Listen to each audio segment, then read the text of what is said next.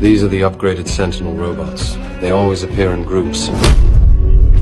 They can detect the mutant gene inside a mutant from dozens of kilometers away. Then they strike at the fastest possible speed to hunt us down. In just a few short years, 95% of mutants around the world were wiped out. Even I, when facing them, could only turn and retreat. The reason they could accomplish in years what humans failed to do for decades is because they can copy mutant genes. Whether it is Iceman, Pyro, or Colossus, once a Sentinel comes into contact with them, it instantly learns and perfectly replicates their powers. Even worse, all Sentinels share what they learn. If one Sentinel gains Iceman's power, the next can immediately use it to fight Pyro. If another is frozen, it instantly gains Pyro's fire to melt the ice. There are many mutants with powers that counter each other. When the Sentinels collect all these abilities and combine them with their advanced intelligence, the extinction of mutants becomes almost inevitable.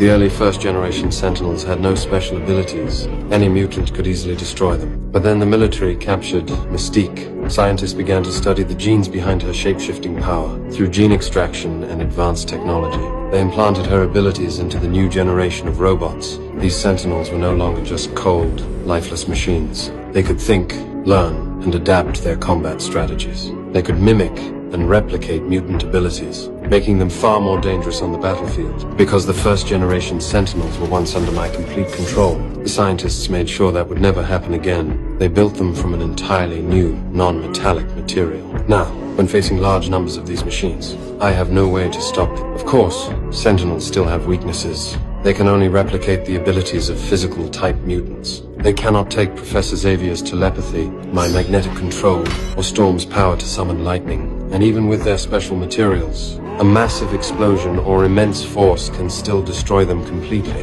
If they ever face Jean Grey empowered by the Phoenix Force, no number of Sentinels would make a difference. Faced with the mutant crisis, we had no choice but to travel back in time to stop the scientists from creating these machines. It was the only way to end the threat at its source.